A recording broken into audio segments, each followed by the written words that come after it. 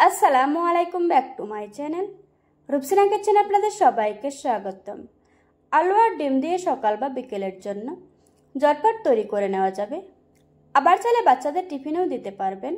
এরকম একটা নাস্তা রেসিপি আজকে আপনাদের সাথে শেয়ার করব। আশা রাখছি আপনাদের কাছে ভালো লাগবে। চলুন তাহলে দেখে নেওয়া যাবে। প্রথমে একটা বাটিতে নিয়ে নিচ্ছি 1 কাপ ময়দা। আপনারা চাইলে ময়দার পরিবর্তে আটাও নিতে পারবেন। দিয়ে দিচ্ছি স্বাদ মতো লবণ, দিচ্ছি 2 টেবিল চামচ রান্না করা রেগুলার তেল। এবার আমি সবগুলো উপকরণ খুব ভালোভাবে মিশিয়ে নেব। কিছুক্ষণ মেশানোর পর এভাবে মুট করলে যদি দলা পেকে যায় তাহলে বুঝতে হবে আপনার মাখানোটা হয়ে গিয়েছে। এবার অল্প অল্প পানি দিয়ে একটা ডো তৈরি করে নেব। পানিটা একবারে দেওয়া যাবে না, অল্প অল্প দিতে হবে আর মেশাতে হবে। পানিটা অবশ্যই হালকা কুসুম গরম পানি দিতে হবে। এই ডোটাকে এত বেশি নরম করে মাখা যাবে না, একটু শক্ত শক্ত করে মাখতে হবে। আমি এরকম শক্ত একটা ডো তৈরি করে নিয়েছি। এবার আমি ঢাকনা দিয়ে রেখে 10 মিনিটের জন্য রেস্টে রেখে দেব। অন্যদিকে চুলায় একটি প্যান বসিয়ে দিয়ে দিচ্ছি 1 টেবিল চামচ রান্নার তেল। তেলটা যখন গরম হয়ে এসেছে ওই পর্যায়ে দিয়ে দিচ্ছি আগে থেকে ভেঙে রাখা একটা ডিম। এখন একটু নেড়ে চেড়ে ডিমটাকে ঝুড়ি ঝুড়ি করে ভেজে নেব। ডিমটা ভাজা হয়ে গিয়েছে, এখন একটা প্লেটে তুলে নেব। একই প্যানের মধ্যে দিয়ে দিচ্ছি আরও 1 টেবিল চামচ তেল। তেলটা যখন গরম হয়ে গিয়েছে ওই পর্যায়ে দিয়ে দিচ্ছি 1/2 চামচ আদা কুচি। এখন একটু নেড়ে চেড়ে দিয়ে দিচ্ছি 1/4 কাপ ক্যাপসিকাম কুচি। এখন একটু নেড়ে চেড়ে ক্যাপসিকামগুলি খুব ভালোভাবে ভেজে নেব।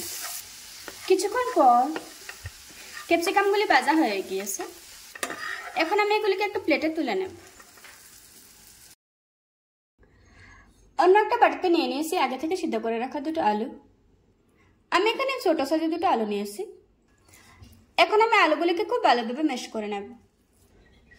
আলুগুলি ম্যাশ করে নেওয়া হয়ে গিয়েছে, এখন এর মধ্যে দিয়ে দিচ্ছি আগে থেকে ভেজে রাখা ক্যাপসিকাম, দিয়ে দিচ্ছি আগে থেকে ভেজে রাখা ডিম, দিয়ে দিচ্ছি মিডিয়াম সাইজের একটা পেঁয়াজ কুচি, দিচ্ছি কিছু কাঁচামরিচ কুচি, তারপর দিয়ে দিচ্ছি কিছু ধনেপাতা কুচি, দিয়ে দিচ্ছি স্বাদ মতো লবণ, 1/4 চামচ দিয়ে দিচ্ছি ভাজা জিরার গুঁড়া। এবার আমি সবগুলো উপকরণ খুব ভালোভাবে মিশিয়ে নেব।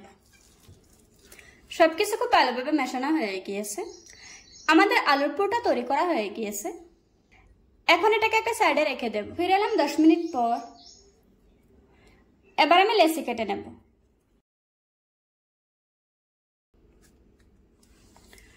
লেচি কেটে নেওয়া হয়ে গিয়েছে, এখন আমি নাস্তাগুলি বানিয়ে নেব। তার জন্য বোর্ডের উপর সামান্য একটু তেল লাগিয়ে নিচ্ছি। প্রথমে একটা লেচি নিয়ে নিচ্ছি। এখন একটা রুটি বেলে নেব।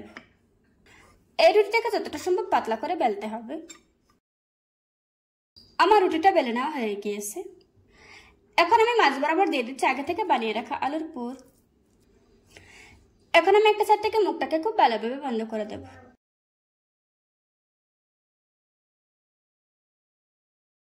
তারপর এভাবে করে ঘুরিয়ে ঘুরিয়ে এখান থেকে বাড়তি অংশটা কেটে ফেলে দিতে হবে। এখন আমি এভাবে করে চেপে চেপে নাস্তাটা বানিয়ে নেব। আমার নাস্তাটা বানানো হয়ে গিয়েছে, এভাবে করে আজকে আমি সবগুলি নাস্তা বানিয়ে নেব। আমার নাস্তাগুলি বানানো হয়ে গিয়েছে, এখন এগুলিকে বেছে নেব। নাস্তাগুলি ভাজার জন্য চুলায় মিডিয়াম আঁচে তেল গরম করে নিয়েছি। এখন আমি গরম তেলের উপর নাস্তাগুলি দিয়ে দেব।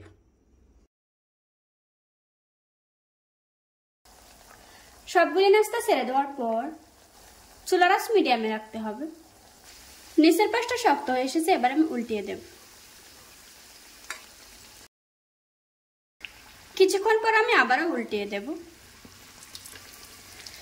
এভাবে করে উল্টিয়ে পাল্টিয়ে একটু সময় নিয়ে ভেজে নেব।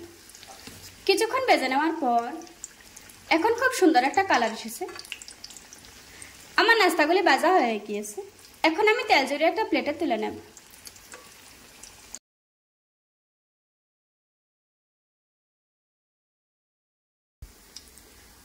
এভাবে করে আজকে আমি সবগুলি নাস্তা ভেজে নেব।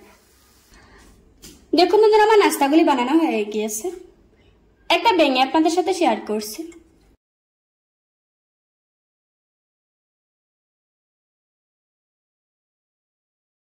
আশা করছি আজকের এই সহজ রেসিপিটা আপনাদের কাছে ভালো লাগবে। ভালো লাগলে আমার চ্যানেলটা সাবস্ক্রাইব করে পাশে থাকা বেল বাটনটি অন করে রাখবেন। আবারও কথা হচ্ছে নতুন কোনো ভিডিওতে। ততক্ষণ সুস্থ থাকবেন, ভালো থাকবেন। আল্লাহ হাফেজ।